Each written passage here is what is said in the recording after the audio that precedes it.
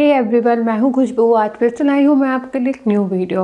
आज के इस वीडियो में मैं आपको हिंदी में बेयर एक्ट पढ़ाऊँगी, लेकिन उससे पहले मैं आपको कुछ इंपॉर्टेंट चीज़ें बताने वाली हूँ आईपीसी के बारे में, जिससे कि आपको ये पता हो जाए बेयर एक्ट पढ़ने के पहले कि आईपीसी क्यों बनाई गई थी, कब बनाई गई थी और एक्चुअल में आईपीसी का क्या मतलब होता है। तो ये सारी चीज़ें आज मैं आपको इस वीडियो में बताऊँगी। प्लस आज मैं आपको बेयर एक्ट का चैप्टर 1 क्लियर करूँगी, सेक्शन 1 से सेक्शन 5 तक। तो वो मैं अकॉर्डिंग टू बेयर एक्ट पढ़ाऊँगी, लेकिन उसके पहले कुछ इंट्रोडक्शन है आईपीसी का, जो कि आज मैं आपको इस वीडियो में क्लियर करूंगी। अगर आपको ये इंट्रोडक्शन पता रहेगा तो आपके प्रीलिम्स में कुछ ऐसे क्वेश्चंस पूछे जाते हैं जो कि आपके प्रीलिम्स के लिए बहुत ज़्यादा इंपॉर्टेंट होते हैं। तो ये कुछ इंपॉर्टेंट पॉइंट्स हैं जिनको पढ़ने से आपको क्लियर हो जाएंगे, जो कि आपके बेयर एक्ट में नहीं दिए गए हैं। सो चलिए स्टार्ट करते हैं। उसके पहले मैं आपको बता दूं कि अगर किसी को भी मुझसे कनेक्ट होना है तो आप मुझसे टेलीग्राम पे, इंस्टाग्राम पे कनेक्ट हो सकते हो। उसका लिंक मैंने डिस्क्रिप्शन में प्रोवाइड किया हुआ है। एंड सेकंड थिंग इज़ कि अगर किसी को भी कोई क्विज दिन अटेंड करना है लॉ एंड जीएस का, तो उसकी भी वेबसाइट है मेरी, जहाँ पे free of cost quiz available है। आप मेरे डिस्क्रिप्शन में जाके, वीडियो के डिस्क्रिप्शन में जाके देख सकते हैं। वहाँ से डायरेक्टली आप मेरी वेबसाइट पे विजिट कर सकते हैं। सो चलिए स्टार्ट करते हैं। देखिए, जैसा कि आप देख रहे हैं, ये इंट्रोडक्शन ऑफ आईपीसी, ठीक है। देखिए, इसमें सबसे पहली चीज़ तो मैं आपको ये बता दूं कि आईपीसी होती क्या है। आईपीसी आपकी क्या होती है? Indian penal code. Indian penal code का मतलब कि भारतीय दंड संहिता। दंड का मतलब ही क्या होता है कि यहाँ यानी कि जब कोई किसी तरीके का अपराध करता है तो वहाँ पर दंड दिया जाता है। संहिता यानी कि जो एक प्रोविज़न बनाया गया है, यानी कि एक तरीके का एक लॉ बनाया गया है कि कौन सा दंड करने पर कितना अपराध, कितना दंड दिया जाएगा कौन सा अपराध करने पर। तो ये चीज़ें इस संहिता में पूरी क्लियर करी गई हैं अकॉर्डिंग टू सेक्शन वाइज। अब हम देखते हैं कि इसकी शुरुआत कहाँ से हुई थी। तो देखिए, 1834 में लॉर्ड मैकाले की अध्यक्षता में विधि आयोग बना था, ठीक है।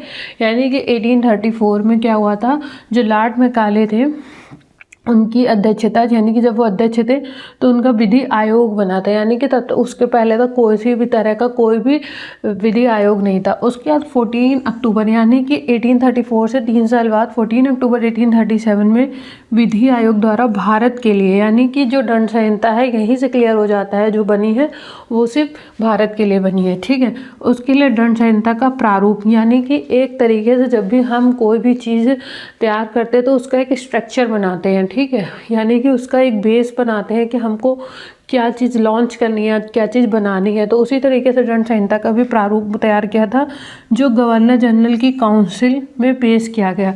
जैसे कि हमारे संसद भवन में होता है, ठीक है, कई लोग बैठते हैं फिर बिल पेश किया जाता है। उसी तरीके से 1837 में गवर्नर जनरल की काउंसिल में क्या हुआ था, दंड संहिता का प्रारूप तैयार किया गया था। उसके बाद चलिए, ये 2 टॉपिक हो गए। उसके बाद आता है दंड संहिता के विधेयक को, यानी कि जो हमारा बिल होता है को 1856 में लेजिस्लेटिव काउंसिल में पेश किया गया था। यानी कि इसका प्रारूप कब पेश किया गया था? 1837 में। लेकिन जो इसका बिल था, यहाँ पे प्रारूप की बात हो रही है, यहाँ पे विधेयक की बात हो रही है, ठीक है। तो वो कब किया गया था? यानी कि 1837 के बाद सीधे 1856 में लेजिस्लेटिव काउंसिल में पेश किया गया था, ठीक है। अब उसके बाद काउंसिल के द्वारा, यानी कि 56 के बाद सीधे 60 में, यानी कि 4 साल बाद, यहाँ पे कितने साल का गैप हो रहा है? आफ्टर 4 ईयर्स 6 अक्टूबर 1860 में पारित किया गया था। यानी कि फाइनली जो हमारी आईपीसी पारित हुई थी वो कब हुई थी? 1860, यानी कि 6 अक्टूबर 1860 में, ठीक है। और लेकिन उसके बाद ज़रूरी नहीं था कि जिस दिन पारित हुई थी उसी दिन से ही लागू होना शुरू हो गई थी, नहीं। 1 जनवरी 1862 में दंड संहिता क्या हुई थी? हमारी इन्फोर्स हुई थी, जिसको हम कहते हैं इंग्लिश में केम टू इन्फोर्स या इन्फोर्समेंट, यानी कि लागू होना, ठीक है। तो ये आपके थोड़े से बेसिक थे। अब हम समझेंगे कि आईपीसी में जो मतलब कि हमारा अपराध है उसको किस तरह से डिफाइन करते हैं।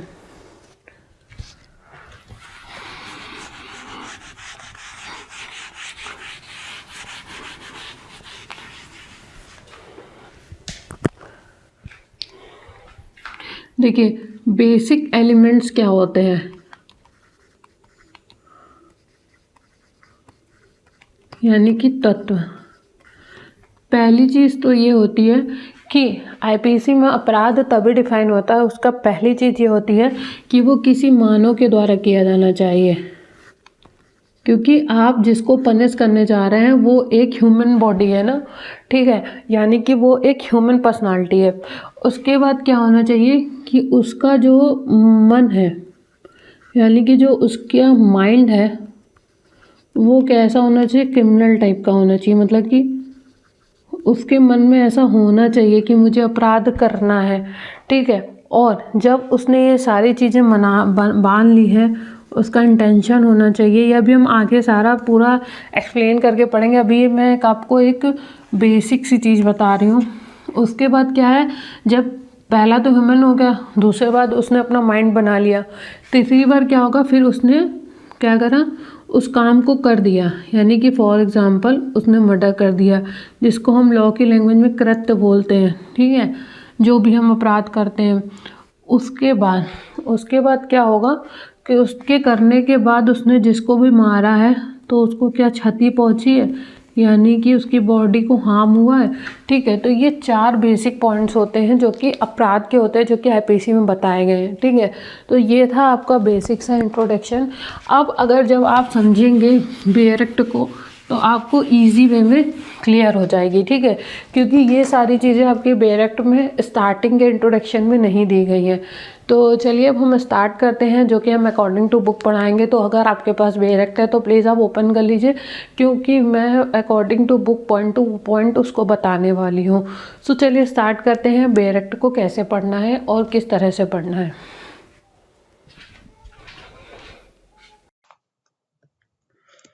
देखिए, जैसा कि भी मैंने आपको बता दिया था बेसिक सी चीज़ें, अब हम चलते हैं अपनी बेयर एक्ट पे, ठीक है।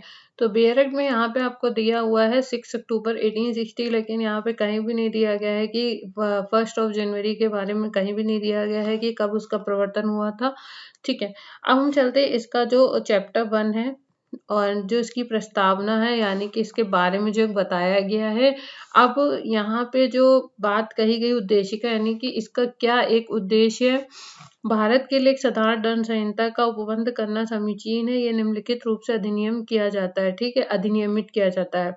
देखिए, सबसे पहला जो सेक्शन 1 है वो क्या कहता है, संहिता का नाम और उसके प्रवर्तन का विस्तार, यानी कि इसमें कहा गया है कि ये अधिनियम भारतीय दंड संहिता कहलाएगा और इसका विस्तार संपूर्ण भारत पर होगा। यहाँ पे क्या कहा गया है कि जो संहिता का नाम है वो क्या कहा गया है, ठीक है। संहिता को क्या कहा गया है, भारतीय दंड संहिता, जो कि अभी मैं आपको पहले ही बता चुकी हूँ। अभी इसका विस्तार यहाँ पे क्या लिखा हुआ है कि जम्मू कश्मीर राज्य के सिवाय, लेकिन ये गलत है, क्योंकि जैसे ही अभी 370 आपकी रिमूव हुई है उसके बाद से जो आईपीसी है वो पूरे भारत में लगने लगी है।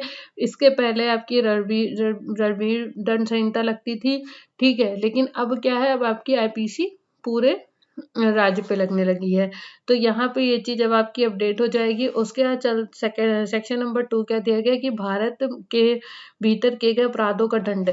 यहाँ पे देखिए, यहाँ की बात हो रही क्यों, क्योंकि अभी मैंने आपको क्या बताया कि भारतीय दंड संहिता जो है वो किसके लिए बनाई गई है, सिर्फ और सिर्फ भारत के नागरिकों के लिए बनी हुई है, ठीक है।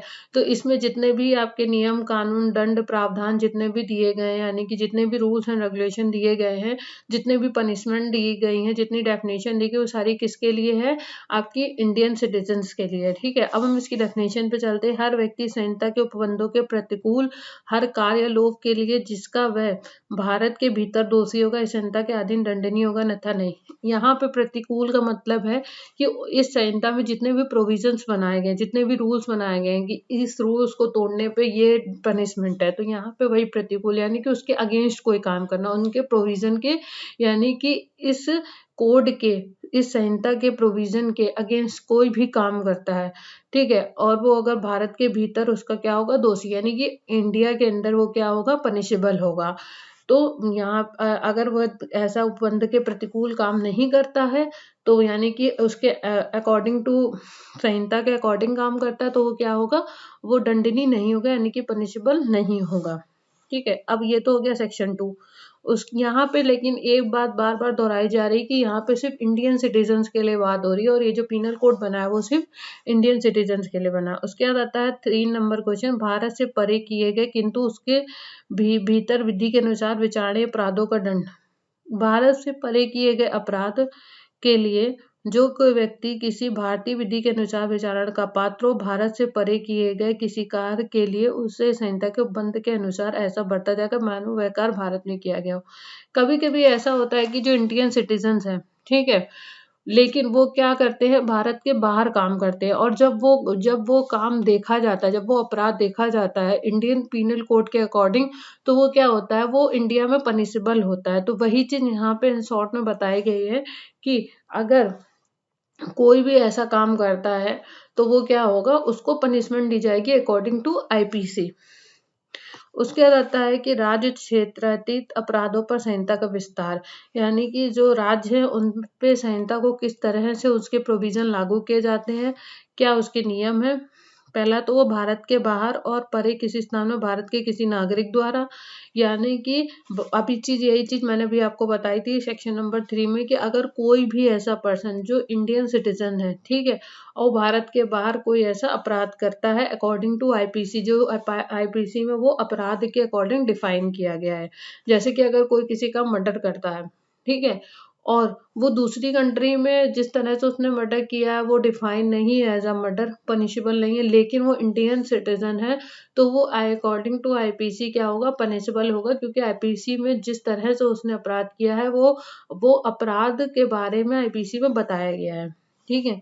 उसके बाद आता है भारत में रजिस्ट्रेटेड किसी पोत या विमान पर, चाहे वह कहीं भी हो, किसी व्यक्ति द्वारा किए गए किसी अपराध को लागू, यानी कि अगर कोई भी ऐसा सिटीजन जो इंडियन सिटीजन है और वो किसी ऐसे विमान या पोत पर या किसी पर भी, ठीक है, यानी कोई भी ऐसा व्यक्ति है जो कि ऐसे किसी विमान पर, यानी कि कोई भी ऐसे शिप हो गया, कुछ भी हो गया जो कि रजिस्टर्ड इंडिया में, यानी कि वो इंडिया का है, ठीक है, वो व्हीकल क्या है, वो इंडिया का है और वो इंडिया में रजिस्टर्ड है, तो अगर उस पे कोई भी किसी तरीके का कोई क्राइम करता है तो वो क्या होगा, अकॉर्डिंग टू आईपीसी पनिशेबल होगा।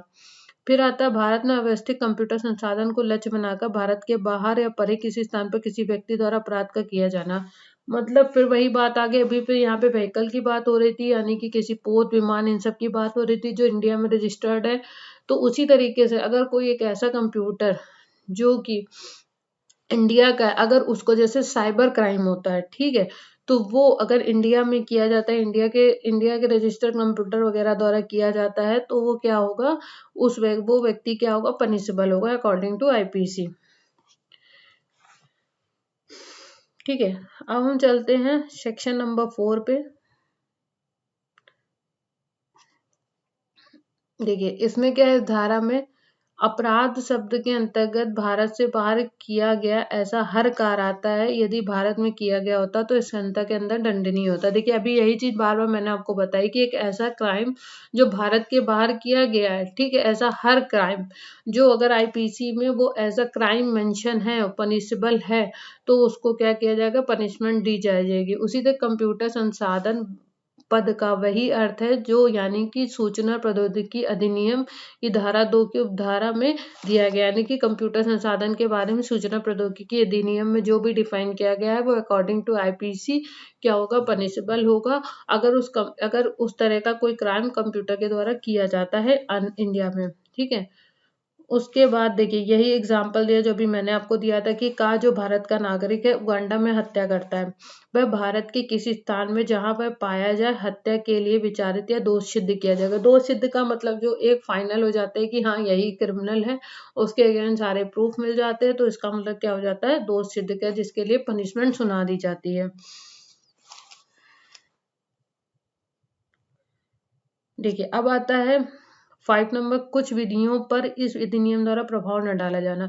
इस अधिनियम में की कोई बात भारत सरकार की सेवा के अफसरों, सैनिकों, नौसैनिकों या वायु सैनिकों द्वारा विद्रोह या अभितिजन को दंडित करने वाले किसी अधिनियम के उपबंधों या किसी विशेष या स्थानीय विधि के उपबंधों पर प्रभाव नहीं डालेगी। मतलब कि इसमें यह बताया गया है कि कोई भी ऐसा, मतलब कि कोई एक्ट बना हुआ है जो कि अफसरों के लिए, सैनिकों के लिए, हमारे नौ सैनिकों के लिए, जो एयरफोर्स के हैं उनके लिए, अगर वो कुछ भी ऐसा उनके लिए अलग से पनिशमेंट के लिए कोई लॉ, कोई एक्ट बना हुआ है तो उनके ऊपर आईपीसी काम नहीं करेगी। तो ये थे आपके सेक्शन 1 to 5 तक, ये आपका चैप्टर 1 जो है ये फिनिश हो गया है आपका आईपीसी का अकॉर्डिंग टू बेयर एक्ट।